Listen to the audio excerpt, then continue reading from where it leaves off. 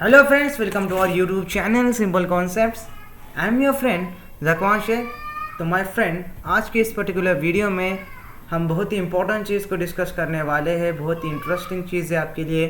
अगर आप UPSC CSC का एग्ज़ाम दे रहे हो या प्रिपेयर कर रहे हो, आप अगर 2021 में देना चाहते हो या 2022 में देना चाहते हो, 23 में देना चाहते हो या लाइफ में एक बार देना चाहते हो, है ना, तो आप अगर यूपीएससी सीएससी का प्रिपरेशन कर रहे हो तो आपको ये चीज़ जानना बहुत ही इंपॉर्टेंट हो जाती है कि इंपॉर्टेंस ऑफ हैंड राइटिंग कैसी होनी चाहिए यूपीएससी में। आपको पता होना चाहिए कि आपने अगर यूपीएससी में अच्छा स्कोर करना है, आपको रैंक अच्छी लानी है, आपको आईएएस बनना है या आईपीएस बनना है, तो आपको कैसे हैंड राइटिंग होनी चाहिए कि handwriting play a major role in any examination also. किसी भी एग्जामिनेशन की आप अगर बात कर लेगा, आपके पास वो रिप्रेजेंटेशन होगा अच्छी तरह से, तो आप इजीली किसी भी एग्ज़ाम्स को क्रैक कर सकते हैं। बट यूपीएससी सीएससी जैसी टफ एग्ज़ाम्स को क्रैक करने के लिए आपको सभी गुण होना ज़रूरी है, सभी स्किल्स आपके लिए होना ज़रूरी है। तो उसी एक स्किल को हम यहाँ पर डिस्कस करने वाले हैं आपके सामने इस पर्टिकुलर वीडियो में, जो कि बहुत ही इंटरेस्टिंग है। That is importance of hand writing in union public service commission. UPSC IAS exam में आपकी हैंड राइटिंग स्ट्रेटेजी कैसी होनी चाहिए, कैसे अपना अपना रिप्रेजेंटेशन करना चाहिए एग्जामिनेशन में, वो सब हम इस वीडियो में डिस्कस करने वाले हैं। तो चलिए शुरू करते हैं my friend, importance of hand writing in UPSC. तो ये शुरू करने से पहले अगर आप इंटरेस्टेड हो अनअकैडमी का सब्सक्रिप्शन लेने में, किसी भी मंथ का, अगर 1 मंथ का हो, 3 मंथ का हो, 6, 12, 24 किसी भी मंथ का सब्सक्रिप्शन लेने में अगर आप इंटरेस्टेड हो अनअकैडमी का, तो हमारा प्रोमो कोड जो आपके स्क्रीन के सामने दिख रहा है Simple20, ये प्रोमो कोड आपको सिर्फ अप्लाई करना है। उसके बाद आपको बेनिफिट्स मिल जाता है 10% एक्स्ट्रा ऑफ का किसी भी मंथ का सब्सक्रिप्शन खरीदने पर। माय फ्रेंड, अगर आप 24 मंथ का सब्सक्रिप्शन खरीदना चाहते हैं तो 64,000 आपको पे करने पड़ते हैं without using the promo code. अगर आप हमारा प्रोमो कोड यूज़ करते हैं Simple20, दैट इज़ SIMPLE20, अगर आप ये प्रोमो कोड यूज़ करते हैं किसी भी मंथ के सब्सक्रिप्शन खरीदने पर, तो आपको 10% ईजिली एक्स्ट्रा ऑफ मिल जाएगा। मीन्स आपको 24 मंथ पर सिर्फ 57,600 रुपीज़ ही पे करने पड़ेंगे आउट ऑफ 64,000 रुपीज़। तो ये बहुत ही बेनिफिशियल हो जाता है आपके लिए। तो ज़रूर सब्सक्राइब कीजिए अनअकैडमी के बैच कोर्सेज को, ज़रूर सब्सक्रिप्शन खरीदिए अनअकैडमी का और हमारा प्रोमो कोड ज़रूर यूज़ करें। और आप हमारे टेलीग्राम चैनल को भी ज्वाइन कर सकते हैं। हमारे टेलीग्राम चैनल की लिंक वीडियो डिस्क्रिप्शन में दी गई है। उस वीडियो डिस्क्रिप्शन लिंक के थ्रू आप हमारे टेलीग्राम चैनल को ज्वाइन हो जाइए, जिसमें आपको पीपीडीज, पीडीएफ, हैंड रिटन नोट्स, सब कुछ जो भी सब्जेक्ट के आपको ज़रूरत है यूपीएससी सीएससी प्रिपरेशन के लिए, वो सभी सब्जेक्ट के नोट्स, हैंड रिटन नोट्स सब आपको प्रोवाइड किए जाएंगे। तो ज़रूर हमारे चैनल को ज्वाइन हो जाइए। सिंपल कॉन्सेप्ट्स यूपीएससी हमारे टेलीग्राम चैनल का नाम है। और ज़रूर सब्सक्राइब कीजिए अनअकैडमी के इन कोर्सेज को। Simple20 हमारा प्रोमो कोड ज़रूर यूज़ करें। तो माय फ्रेंड, तो आज की इस पर्टिकुलर वीडियो में हम इंपॉर्टेंस ऑफ हैंड राइटिंग को सीखने वाले हैं।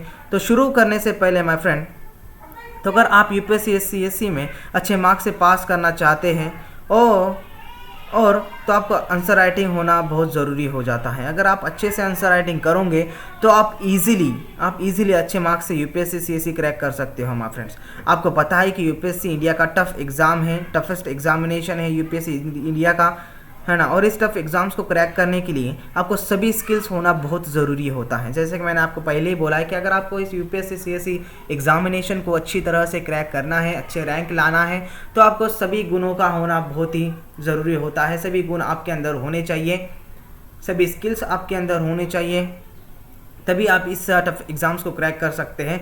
तो माय फ्रेंड, उसी एक एग्ज़ाम्स माय फ्रेंड क्या होता है ना कि उसी एक स्किल के बारे में हम इस वीडियो में बात करने वाले हैं। तो वो है आपकी राइटिंग स्किल, आपकी हैंड राइटिंग स्किल। अगर यूपीएससी सीएससी का एग्ज़ाम्स देने आप जा रहे हो, आपने पढ़ाई खूब कर ली, मन लगाकर आपने पढ़ाई की है, बट आपको हैंड राइटिंग उतनी ठीक नहीं है आपकी, तो आप उतने मार्क्स नहीं अचीव कर सकते हो जितना आप सोचते हो कि मैंने तो पढ़ाई बहुत की है ना। बट आपके हैंड राइटिंग पे आपने फोकस ही नहीं किया। आपकी हैंड राइटिंग थोड़ी उतनी लेवल की नहीं है जितने लेवल के आपको मार्क्स चाहिए होते हैं माय फ्रेंड। कि अगर आपको हैंड राइटिंग वैसी नहीं है आपकी, अगर आपने हैंड राइटिंग पर फोकस नहीं किया at the time of UPSC preparation, तो आपको वहाँ पर कम मार्क्स को फेस करना पड़ता है। आपको कम मार्क्स वहाँ पर अचीव करते हैं और आप अपना टारगेट अचीव नहीं करते जितने मार्क्स आपको चाहिए होते हैं अच्छे रैंक लाने के लिए। समझ रहे हो? तो बहुत से एस्पिरेंट्स के दिमाग में ये कन्फ्यूजन होता है माय फ्रेंड्स कि वो सोचते हैं कि हम प्रिपरेशन तो ठीक से कर रहे हैं, बट इसे हम क्वालिफाई क्यों नहीं करते, हम क्वालिफाई क्यों नहीं होते, हम इसमें हम कम मार्क्स से क्यों पीछे हो जाते हैं। तो एस्पिरेंट्स को ये चीज़ ध्यान में रखनी होगी कि वो प्रिपरेशन के साथ साथ अपनी आंसर राइटिंग स्किल पर भी ध्यान देना ज़रूरी है, बहुत ही ज़रूरी है, बहुत ही इंपॉर्टेंट चीज़ है इसको कंसिडर करना। अगर आप यूपीएससी प्रिपरेशन कर रहे हो, बहुत ही अच्छी तरह से आपने प्रिपरेशन किया, बहुत ही स्ट्रेटेजिकली कंसेप्ट वाइज आपने सब पढ़ा, सब कंसेप्ट आपके क्लियर हो चुके हैं ईच एंड एवरी सब्जेक्ट के, बट आपके पास वहाँ पर आंसर राइटिंग उस लेवल की नहीं है, उस क्वालिटी की नहीं है, तो आप वहाँ पर कम मार्क्स फेस कर सकते हैं। यूपीएससी एग्जामिनेशन में आपको कम मार्क्स गिर जाएंगे, समझ रहे हो। तो आपको यहाँ पर एस्पिरेंट्स को ये चीज़ ज़रूर ध्यान में रखनी है कि आप प्रिपरेशन करते वक्त अपने आंसर राइटिंग्स को ज़रूर ध्यान दें। कि बहुत सारे एस्पिरेंट्स क्या करते हैं ना, पहले सब पढ़ लेते हैं और फिर वो बोलते हैं कि आखिरी के 1 महीने में हम आंसर राइटिंग की प्रैक्टिस करेंगे, तो ऐसा नहीं है। अगर मैं आपको एक स्ट्रैटेजी बोलता हूँ माय फ्रेंड, अगर आपको यूपीएससी सीएससी में अच्छे रैंक लाना है तो आप जब भी कोई चीज़ पढ़ते हैं, कोई सब्जेक्ट का कोई टॉपिक पढ़ते हैं, तो उसके बाद में 15 मिनट्स उस टॉपिक को रिवाइज करने के लिए दे दिए। तो और 15 मिनट्स आप अगर 8 से 10 घंटे पढ़ते हो दिन में से, तो 15 मिनट्स एक एक टॉपिक को प्रिपरेशन कर में ले लिए कि उस टॉपिक के आंसर राइटिंग में आपको फोकस किया, तो आपको वहाँ पर 1 महीना स्पेंड करने की कोई ज़रूरत नहीं रहती, समझ रहे हो। तो आपको अगर क्या करना है ना, 8 से 10 घंटे आप पढ़ते हो तो मिनिमम 1 से 1.5 घंटा आपको आंसर राइटिंग प्रैक्टिस को रोज़ देना पड़ेगा मेंस एग्जामिनेशन के लिए, तो आपको बहुत फ़ायदा होगा। तो ये फ़ायदा आपके रिजल्ट्स में आपको दिख जाएगा माय फ्रेंड्स। ज़रूर ये ट्रिक आप यूज़ करें। तो एक चीज़ ज़रूर ध्यान रखनी है यूपीएससी प्रिपरेशन में एस्पिरेंट्स को कि वहाँ पर उन्होंने प्रिपरेशन के साथ साथ अपने आंसर राइटिंग स्किल्स पर भी ध्यान देना बहुत ज़रूरी है। मैंने कहा था आपको कि अगर आपको ये एग्ज़ाम्स क्रैक करना है ना, तो आपके पास सभी स्किल्स होना बहुत ज़रूरी होता है माय फ्रेंड्स। तो आपको पता ही है कि यूपीएससी का प्रीलिम्स एग्जामिनेशन ये एमसीक्यू बेस्ड होता है, मल्टीपल चॉइस क्वेश्चन बेस्ड होता है। इसमें सब एमसीक्यूज आपको पूछे जाते हैं, एक सवाल आपको दिया जाता है और ऑप्शंस आपके 4 नीचे दिए जाते हैं। उस ऑप्शंस में से आपको एक ऑप्शन करेक्ट चूज़ करना पड़ता है, ये एमसीक्यू बेस्ड क्वेश्चन इसे कहते हैं, और आपके प्रीलिम्स एग्जामिनेशन में होता है। वहाँ पर भी आपको जब मल्टीपल चॉइस क्वेश्चन ही आते हैं सब प्रीलिम्स एग्जामिनेशन में, और आपको दिए गए होते हैं 4 ऑप्शंस, एक ऑप्शन आपको सही चूज़ करना होता है, समझ गए हो। तो प्रीलिम्स एग्जामिनेशन में तो आपको हैंडराइटिंग स्किल्स की कोई ज़रूरत नहीं रहती, बिकॉज आपको कुछ लिखना ही है, वहाँ पर सिर्फ एक टिक मार्क कर देना है। तो वो प्रीलिम्स एग्जामिनेशन होता है, बट वहाँ पर लाखों बच्चे क्या होते हैं ना, हिस्सा लेते हैं प्रीलिम्स एग्जामिनेशन में, यूपीएससी एग्जामिनेशन में कुछ हज़ारों के तादाद में ही बच्चे मेंस एग्जामिनेशन के लिए क्वालिफाई होते हैं। तो ये बात आपको ध्यान रखनी है कि prelims examination is a eliminating examination, ये फिल्टरिंग एग्जामिनेशन होता है। इसमें फिल्टर्ड होते हैं हर एक स्टेज में, आप यूपीएससी के अगर गौर करें तो हर एक स्टेज में फिल्टर्ड होते हैं एस्पिरेंट्स के 800 के करीब और 1000 के बिलो ही एस्पिरेंट्स यूपीएससी सिलेक्ट करता है एस्पिरेंट्स को। तो वो बहुत ही फिल्टरेशन प्रोसेस है, एलिमिनेटिंग प्रोसेस है। अगर आपको इस एलिमिनेटिंग प्रोसेस में एलिमिनेट नहीं होना है तो आपको सभी स्किल्स होना बहुत ही ज़रूरी है माय फ्रेंड, समझ रहे हो। तो प्रीलिम्स एग्जामिनेशन एमसीक्यू बेस्ड होता है, वहाँ पर आपको हैंडराइटिंग स्किल्स की कोई ज़रूरत नहीं होती। अब आते हैं सेकंड स्टेज पर, सेकंड फेज पर कि मेंस एग्जामिनेशन। अगर आपने प्रीलिम्स एग्जामिनेशन में अच्छी तरह से पास कर ली प्रीलिम्स एग्जामिनेशन, अच्छे मार्क्स से पास कर ली प्रीलिम्स एग्जामिनेशन, तो माय फ्रेंड आप मेंस के लिए क्वालिफाई हो गए हो, समझ रहे हो। आप मेंस के लिए क्वालिफाई हो जाते हो। तो जो मेंस एग्जामिनेशन आपका होता है माय फ्रेंड्स, वो कन्वेंशनल होता है, जिसमें आपको फोकस करना है राइटिंग स्किल पर, समझ रहे हो। अगर आप प्रीलिम्स एग्जामिनेशन में अच्छे मार्क्स ले लिए, आपने डीप स्टडी कर ली, कंसेप्चुअली स्टडी कर ली, सीधे ऑप्शंस को चूज़ कर लिया विदाउट चूजिंग द वाइल्ड गेसिंग, आप वाइल्ड गेसिंग नहीं कर रहे हो, आपने सीधे ऑप्शन को चूज़ कर लिया, क्वालिफाई हो गया, आप पास कर लिया आपने प्रीलिम्स एग्जामिनेशन, आप क्वालिफाई हो गए मेंस एग्जामिनेशन के लिए। अब आते हैं मेंस एग्जामिनेशन में। मेंस एग्जामिनेशन ये एमसीक्यू बेस्ड नहीं होता है माय फ्रेंड, ये होता है आपके आंसर राइटिंग बेस होता है। ये कन्वेंशनल पेपर होता है जिसमें आपको उत्तर लेखन करना होता है।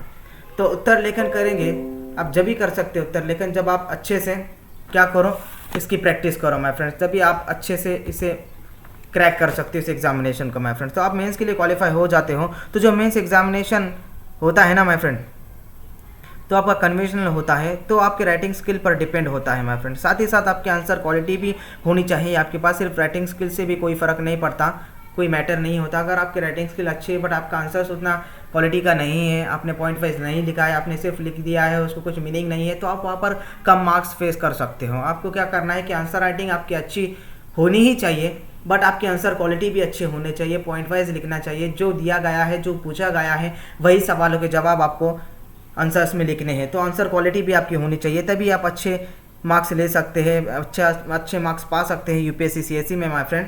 जब आप आंसर लिखते हो तो छोटे छोटे वर्ड्स ना लिखें, छोटे छोटे वर्ड्स ना लिखें कि जो एग्जामिनर होता है वो भी तो आदमी है, ये समझकर आप लिखे तो उसकी आंखों को भी इतनी दिक्कत नहीं होनी चाहिए कि वो आपको क्या है ना, वो टेंशन में आकर आपको कम मार्क्स दे दे। ऐसा नहीं आपको करना है। तो बड़े बड़े वर्ड्स आपको लिखने हैं, बड़े बड़े वर्ड्स लिखने का आपको प्रयास करना है और सभी सेंटेंस के बीच में आपको गैप ज़रूर छोड़ें। आप अगर एक वर्ड लिखते हो तो उसके बीच में गैप ज़रूर छोड़ें। अगर एक आप पूरा सेंटेंस लिखते हो तो गैप वाइज सेंटेंस लिखें। तो वो क्या होता है ना, एग्जामिनर को एग्जामाइन करने में या चेक करने में आसानी होती है, समझ रहे हो। तो आपको हैंड राइटिंग के साथ साथ आपका स्पीड भी होना बहुत ही ज़रूरी है माय फ्रेंड्स। क्या आपको पता है कि मेंस एग्जामिनेशन ये कन्वेंशनल एग्जामिनेशन है जिसमें आपको हाथों से लिखना होता है, बड़े बड़े क्वेश्चंस के आंसर्स लिखने होते हैं और बाद में वो लेंदी एग्जाम्स हो जाता है माय फ्रेंड। तो इसीलिए आपको पता होना चाहिए कि आप जब मेंस एग्जामिनेशन का प्रिपरेशन कर रहे हो, आपकी आंसर राइटिंग क्वालिटी भी आपकी होनी चाहिए, आंसर राइटिंग स्पीड भी आपका होना चाहिए और आंसर राइटिंग आपको अच्छी तरह से आनी चाहिए, हैंड राइटिंग आपकी अच्छी होनी चाहिए। तो ये 3 चीज़ों को अगर आप ध्यान रखोगे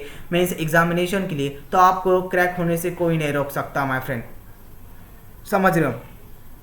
तो आपको ये 3 चीज़ों को ध्यान में रखना है। कौन से 3 चीज़ों को ध्यान में रखना है कि मेंस एग्जामिनेशन के लिए आप जब प्रिपरेशन करते हो तो 15 मिनट्स के इस टॉपिक को आंसर राइटिंग की प्रैक्टिस ज़रूर करें और उसके बाद में आपकी हैंड राइटिंग अच्छी होनी चाहिए, आपको point wise answer writing represent करते आने चाहिए। और थर्ड चीज़ वो होती है ना कि बड़े बड़े वर्ड्स लिखने चाहिए तो एग्जामिनर को एग्जामाइन करने में दिक्कत ना हो। और तीसरी चौथी ये मेन चीज़ होती है कि मैं फ्रेंड्स कि आप जो मेंस एग्जामिनेशन होता है वो लेंथी एग्जामिनेशन होता है। तो आपने क्या करना चाहिए, आपकी स्पीड भी वहाँ पर होनी चाहिए। तो ये तीनों चीज़ें answer writing means hand writing, answer quality और आंसर राइटिंग स्पीड, ये तीनों चीज़ें अगर आपने पा ली तो आप मेंस एग्जामिनेशन में अच्छी तरह से स्टडी कर सकते हैं, है ना माय फ्रेंड्स। अच्छी तरह से आपको क्या होता है ना, अच्छी तरह से आप स्टडी कर सकते हैं और क्रैक हो सकते हैं और अच्छी रैंक ला सकते हैं और फ्यूचर IAS बन सकते हैं। तो माय फ्रेंड्स आखिर में मैं यही बोलना चाहूँगा कि कंसिस्टेंसी रखें, स्पीड रखें लिखने में और आंसर राइटिंग की प्रैक्टिस ज़रूर करें जब आप मेंस प्रिपरेशन कर रहे हो। और आखिर में हार्डवर्क करते रहना नहीं छोड़ना चाहिए, हार्डवर्क करते रहिए, साथ ही साथ स्मार्ट वर्क भी करिए माय फ्रेंड। ये बहुत ही इंपॉर्टेंट होता है। अगर आप किसी एग्जामिनेशन को क्रैक करने जाते हो तो पूरा जुनून आपके अंदर होना चाहिए, वो इंतज़ाज़म आपके अंदर होना चाहिए, तो तभी आप उस एग्जामिनेशन को अच्छी तरह से क्रैक कर सकते हैं और इस एग्जामिनेशन में आप अच्छे मार्क्स ले सकते हैं। तो इसी के साथ माय फ्रेंड्स अगर आपको ये वीडियो पसंद आया होगा तो ज़रूर लाइक करें और सब्सक्राइब करें हमारे चैनल को और हमारे टेलीग्राम चैनल को ज़रूर ज्वाइन हो जाइए। और लास्ट में अनअकैडमी का सब्सक्रिप्शन ज़रूर खरीदें और Simple20 ये हमारा प्रोमो कोड ज़रूर यूज़ करें किसी भी सब्सक्रिप्शन पर, तो आपको 10% इमीडिएटली डिस्काउंट मिल जाएगा। तो माय फ्रेंड हम अगली वीडियो में फिर से मिलेंगे एक नए और इंटरेस्टिंग टॉपिक के साथ। तब तक के लिए stay home, stay safe. Thank you friends, thank you very much.